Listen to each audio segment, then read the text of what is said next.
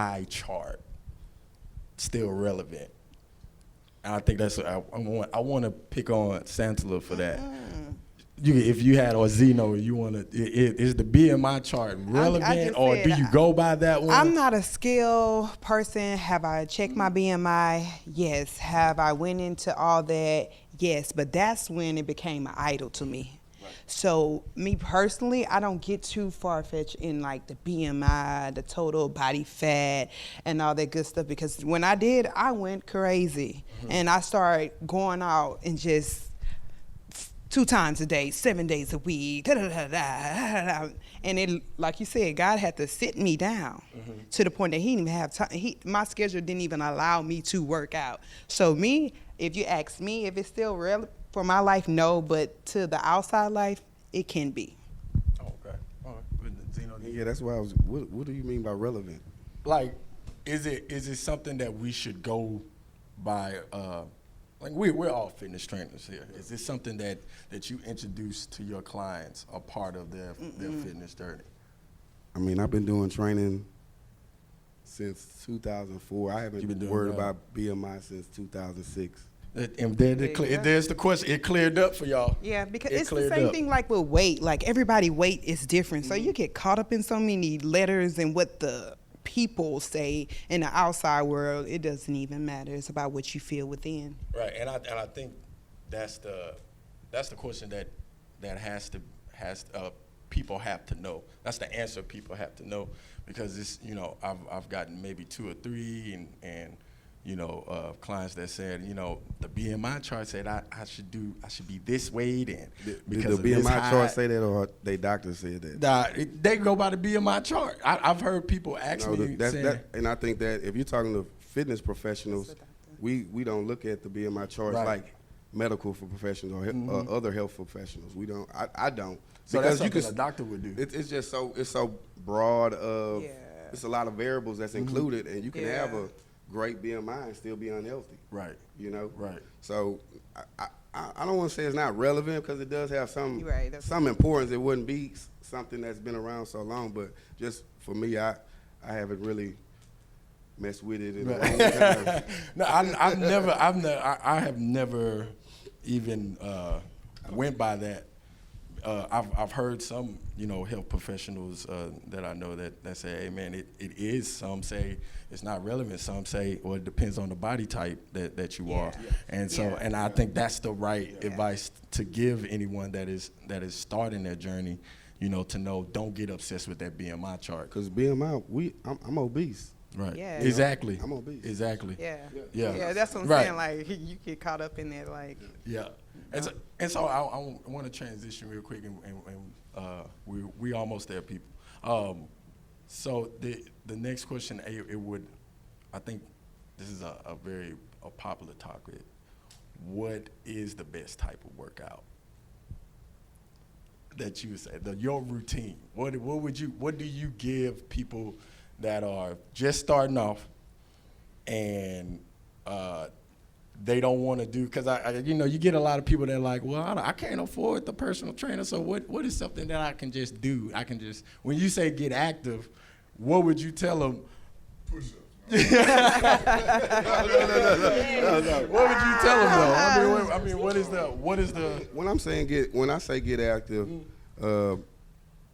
scientifically, you have to get your heart rate in a certain zone for a certain period amount of time to be working out. Just get your heart rate in that zone for at least 20 minutes. Right. You could be just walking around your cul-de-sac, walking around your neighborhood at a nice pace, or it just depends, man. That's just I just believe in customizing everything on the individual. Right. So some people. Right. Some people, they might need to just go and do some push-ups, get started. Some people might need to just go to the track and get started. So it's just really a hard question for me to ask. I hate to be dodging. I'm over here dodging. I'm about to say this. People have so many different goals. To be more specific, are you talking about as far as people that want to put on mass? Or are you talking about people that want to do a calorie burnout through cardio? I mean, like, to narrow it down. Right. What are you talking about as far as? I mean, in particular. I think the question that was asked, it was just basically like, what type of workout, and I think we all answered that, of course. Right. Depending on where you at in your journey, or what's your body type, or what's best for your body type, what routine is best for your body type. I would tell them like, hey, won't you start with a walk if that, because you get, I know I hear a lot of people, and I've seen a lot of people say, well, I can't do that, I can't do that, and me, I do not like the word can't. And so the way I tell people is like, look, man, start with a walk. A walk turns into a run would turn into a sprint, and then next thing you know, you're flying, or whatever. You know what? Here we go right here. That's good. Okay, yeah, you start with the walk, and then from walking, you're able to do running and then sprinting. Once you're able to do those things consistently without it being a problem, then you can incorporate body weight exercises, body weight squats. If you can't do military push-ups, they call them girl push-ups, where you're on your knees, where you're on your knees and you're pushing. Then start incorporating body weight exercises with plyometrics. Once you're able to do that consistently without it being too much of a challenge, then you can incorporate weight training, light weight training. If you don't feel comfortable with dumbbells, you can do cable machines at gyms. You can start with that. And once you're able to do that, then you can start getting into like squatting, deadlifts, things like that. So I would say from just the walking and the running, then to the body weight exercises, from the body weight exercises, then into the weightlifting. And then you can compile them all together and do all of them together in one workout, and you can get a full body workout. I would always tell people when you say, what do you like to do? And I start there because a lot of people, some people, I personally don't like to walk. It's like, if I'm going to get out there, I want to start here. But what do people like to do, and what are you capable of doing, right? Because a lot of people have injuries. Maybe they have joints. They cannot be on their feet as long. It's a lot of stuff people are not able to do for multiple reasons. And I never want to be the person who puts somebody out there and then it hurts. Like, hey, I tried to run stadiums with a weight vest, man, and it's like, okay, you can't. That's not for you to do. What do you like to do? Most people tell you, well, I don't mind walking. Okay, well, it's things you can do in your walk to increase that heart rate. You can walk with those little 2-pound weights in your hand. Right. Just adding something as simple as 2.5 pounds to your hand will change that walk. Yep. And then you have to tell me when you walk, you're not walking and talking on your phone, just slide. You got to actually walk with a purpose, walk with a pace. There you go. Yeah.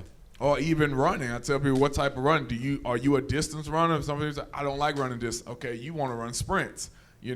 Hard sprint, recover, sprint again, because really that cardio comes in when you're able to change your heart rate or spike your heart rate, slow it down, speed it back up. So I might be the people's trainer because when you come to me, what you want me to do? What do you like to do? Right. That's how I'm going to earn a lot of times their business. What do you already like to do? Okay. And then they tell them, I don't like to do nothing. I like to be in my house. I can show you how to work out right in front of the TV. Right. You can get on your toes and lift your body weight 60 times. Your calves and legs will be let's start somewhere, So I'm being funny about it, but ultimately I try to give people an option. So I'm not the bad cop like making you do anything. What do you already like to do? I can show you how to do that better.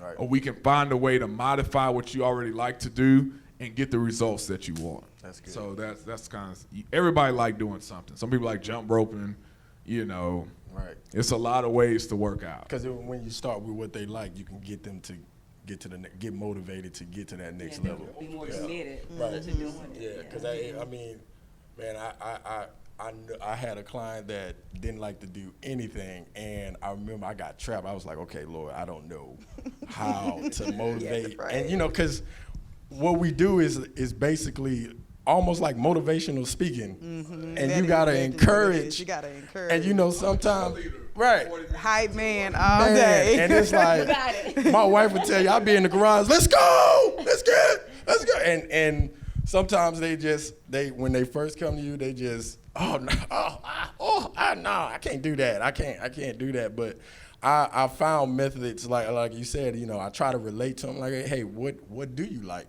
To do? What are some things that you're already active in, and how can we translate that into the gym, or how can we translate that into the session? So I mean, that I mean I can relate, but that's a question that they wanted to know, an answer that they wanted to know. So which brings me to my next one: how do we stay motivated during the journey? My people, when I say my people, as far as like all my clients, whether if you buy my meals, juice, or I train you, my people keep me motivated. I'm really big on energy, so it's a blessing to go to sleep every night to know that somebody intakes something that you prepare for them, or you walk them through a nice workout, they can get to the next level. So me going to sleep every day doing God's purpose, it's like a blessing for me to wake up the next morning to do it all over again. Right. So my people keep me motivated to keep going because it's not easy. Like I said, I'm just like a testimony to get someone to the next level. So my people keep me motivated and pushing to go. I want to say this. I want to ask Shamika, I mean, I know you're not a fitness trainer, but I've witnessed and seen you into this journey. I think it was through, how did you start this journey, and how did you stay consistent? It was different. It was different phases. Right. Okay. It was off and on, off and on, off and on. Then it finally hit on, and it's been on ever since. Okay. Yeah. Okay. How I think it would be. My thing would be how I stay motivated to motivate someone is that just checking up on them like, hey, how we feeling today? Are you good?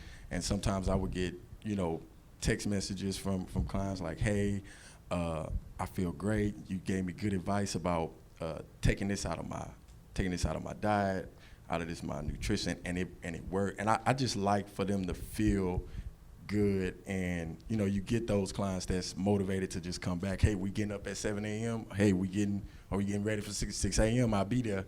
So are you ready? Do you need sleep? It's just that I think that relationship that you build with the client or just with someone like your workout partner, and when you build that relationship and both of you motivated, or when somebody's like unmotivated or gets discouraged in the process, you're there to pick them up like, hey man, look, sometimes we hit plateaus, and it's not always about weight and plateaus. Sometimes we hit plateaus in life, we hit them.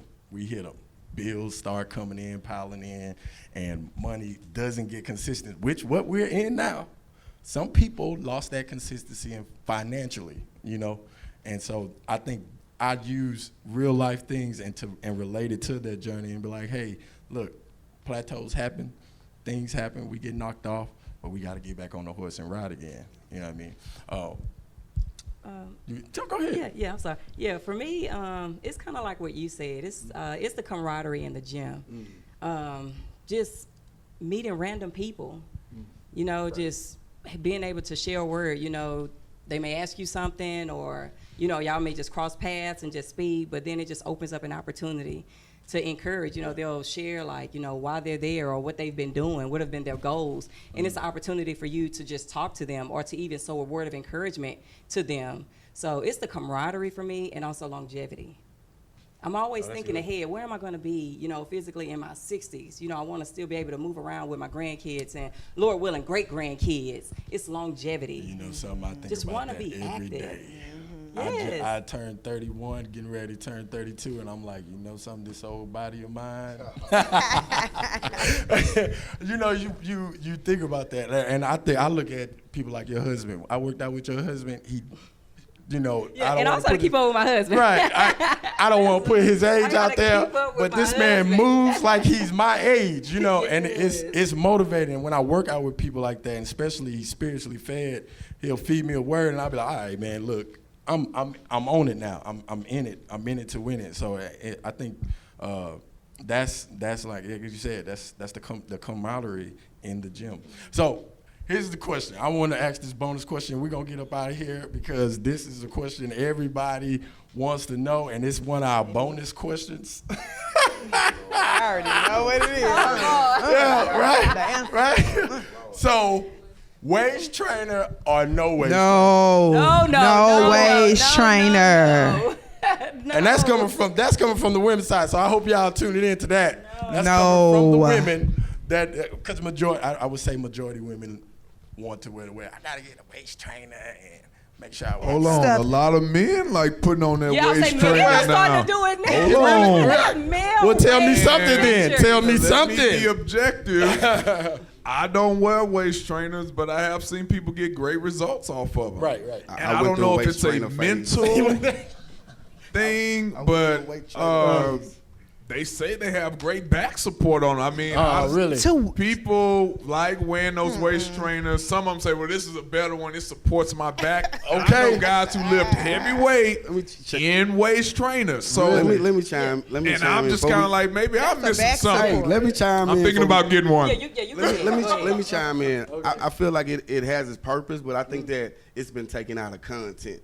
Okay. People think that if they get a waist trainer, they're gonna get a small, Oh, no. small. Yeah, that's your Just like- waistline. yeah. That's not, but it has a purpose for it. You Okay, know, it okay. helps get water retention out. It helps, like you say, back support and stuff like that. So it has a purpose for it. So I wouldn't say no, but it's just I personally have to verify what are you getting this for?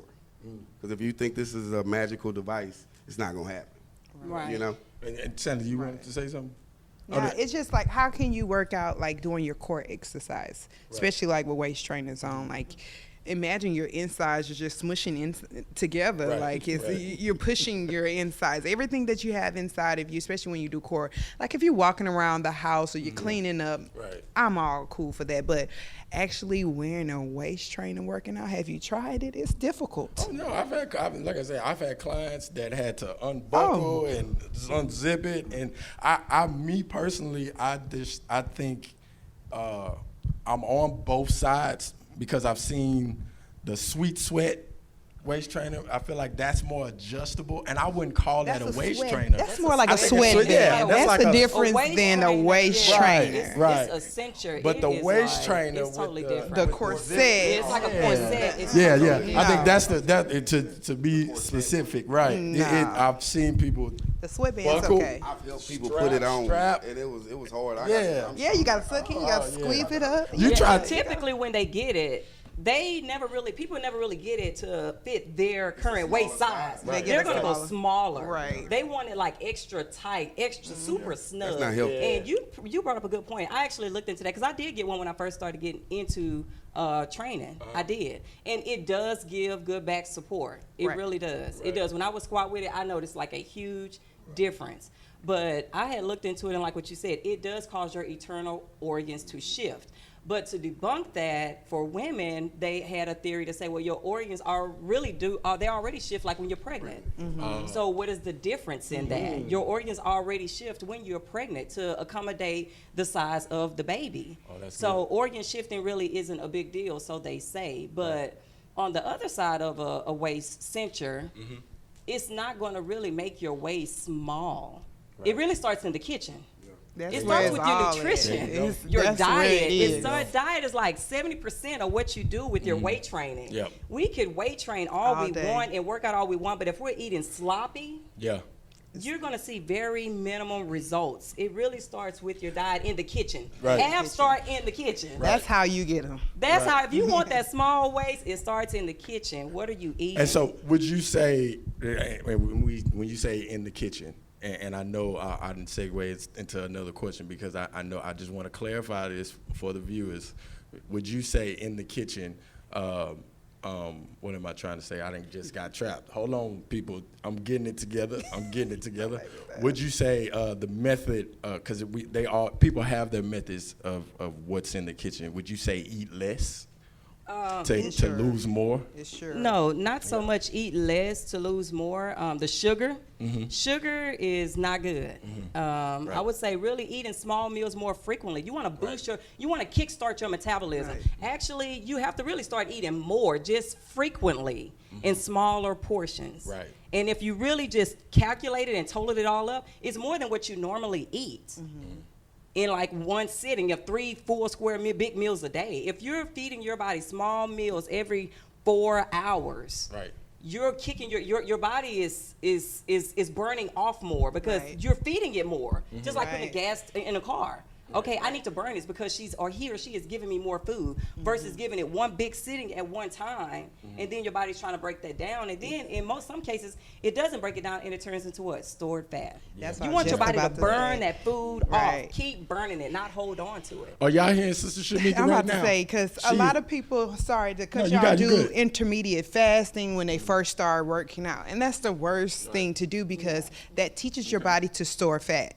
And it's going to hold on to it. So if you're trying to lose fat, you're teaching your body to store the fat. So at the end of the day, you're not going to lose anything because you're teaching your body to store that fat because it's hungry. Like Right. when it's my next meal is going to come. And if you break it up in small portions, like she said, every 3 to 4 hours, you will see a big difference within the first week of your whole transition and your whole journey. It's important. Like literally, if you don't eat right, you can work out 2 times a day, 6 days a week, and you'll be at the same point you was last It's month. amazing about the body, man. I It's don't a- care what it's a kind of system. training you do. Your It's a body's going to machine. do what it takes to survive. Regardless of what you're doing to it, it's going to do what it needs to survive and to maintain. So if you're not giving your body the food that it needs, it's going to hold on to that food because it's going to say, I need to hold on to this because I don't know when you're going to feed me again. So it's going to store fat. Versus if you're constantly feeding it, it's saying, okay, I need to burn this off because they keep giving it to me. They keep giving it to me. Your body's going to do whatever it needs to survive, regardless of what you're doing to it physically. So what I want you to do, I want you to get certified because because you are teaching right now. Yeah. Okay, Spirit, lead.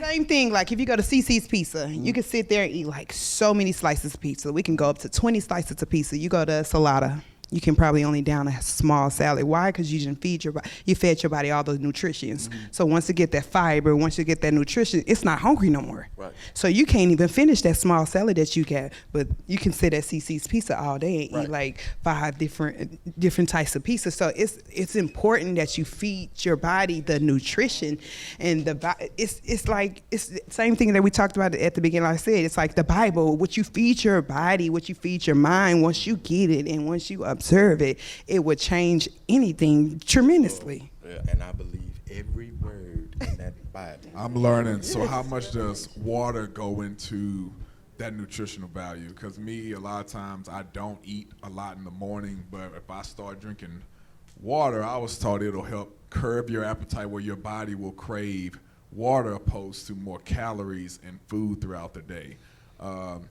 And I mean, people, and I know we take it into nutrition, but there are genetics that play into that. Like, I feel good when I drink water in the morning. You're supposed Something to. light. I don't want a big breakfast. I don't need that per se. During this time of my training, I mean, we've grown up eating the 3 strong meals a day. College, they put too much food on you and worked you out like an ox. But ultimately, I usually don't eat breakfast. And maybe we can clear I'm it about up. to Is say, breakfast still the most important it's meal not of the day? about- And you fast the cardio. I don't Is eat it better breakfast. to That's drink what I was about to water? say. It's not about breakfast. It's what you intake first. Time of day, yeah, 'cause everybody's It's schedule is what different. you intake I like first, that. because some people might not wake up for breakfast. Right. But what are you eating first? And you're supposed to drink a bottle of water as soon as you wake up. So that's amazing. So it's what you eat first. You don't want no eggs, that's fine. You can go get a salad or whatever the case might be. It's but what you you can drink a juice. It's what you intake first. You hear that, guys? Like I always say, drink your water. I just want to say that. Half and body hours. This has been a very beautiful time with you guys. I really appreciate you guys coming out. It's a question. We gotta go. We do have a viewing audience, and what's a question of viewing audience? What do y'all feel like are the biggest reasons that being unhealthy, not too active, are so popular in our society?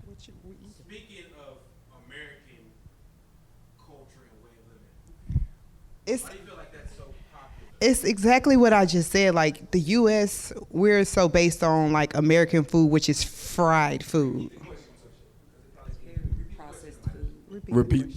Okay. What did you say? Say it. Let me state it Why is again. the American Why? so unhealthy? Biggest reasons that Americans so You know something? I want to do this. I like to go off script a little quick. I'm gonna give this mic to the viewing audience right here. Let's go ahead. Question is, what do y'all feel like are the biggest reasons that America, our culture, our society is so unhealthy. On a general basis, most people aren't doing what they're supposed to be doing, being active, eating right. We live in the U.S. and everything is microwaved. When I mean by microwave, we want it now.